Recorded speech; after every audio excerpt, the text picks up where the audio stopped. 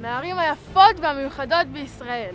עיר בעלת עבר מפואר, הווה מרשים ועתיד מבטיח. הלו במאי, אפשר להתחיל? כן. אקשן!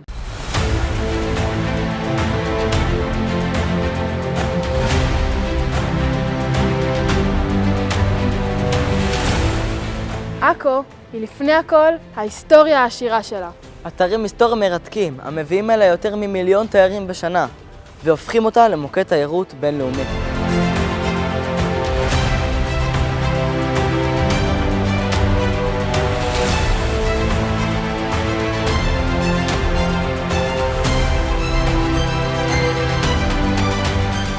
אבל עם כל הכבוד למה שהיה, מה שקורה עכשיו בעכו מופלא לא פחות.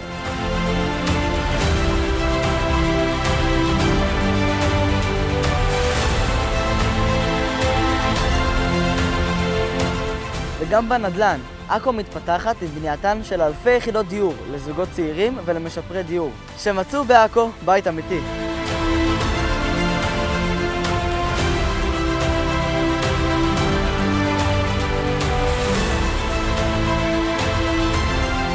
בעכו משקיעים בחינוך, מהגן, בבתי הספר ועד שאתם סטודנטים. לא סתם הפכה מערכת החינוך בעיר לאחת המובילות בישראל. וזה משתלם! שיעור הזכאים לבגרות בשנים האחרונות עולה בהתמדה ועומד על יותר מ-90%. סליחה, אפשר קצת יותר שקט בבקשה?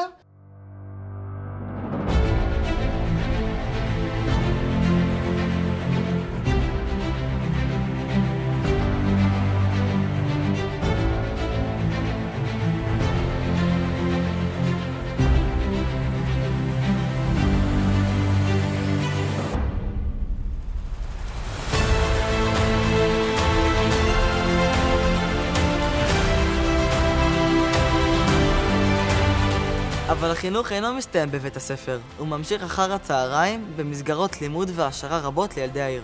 וביניהן, קונסרבטוריון המושך אליו מעל 1,000 ילדים ובני נוער מדי שנה, 5 מתנסים ועשרות חוגים ופעילויות נוספות.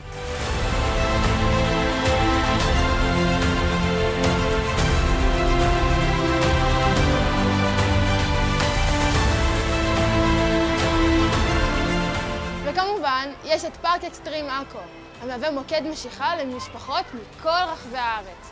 מוכן נהוראי? נולדתי מוכן.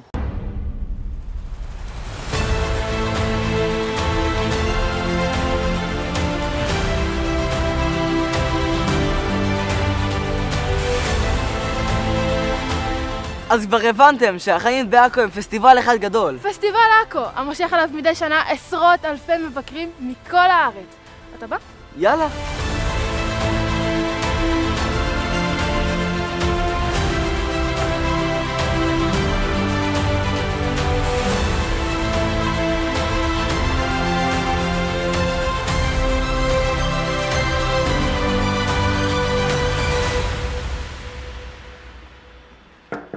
שלום, ראש העיר? שלום, אתם יכולים לקרוא לי שמעון, בואו, כנסו.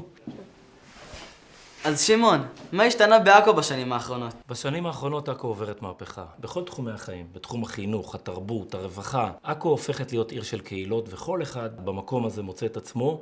בעצם, כשאני מסתובב בעיר, אנשים גאים להיות חלק מהעיר הזאת, ואוהבים אותה. ברוך השם, אלוקים ברך אותנו. עכו זאת באמת משפחה. זאת באמת משפחה. תודה, שמעון. תודה לכם. זאת הייתה רק טעימה קטנה מהעיר עכו. רוצים עוד? מחכים לכם. נו, אתם באים?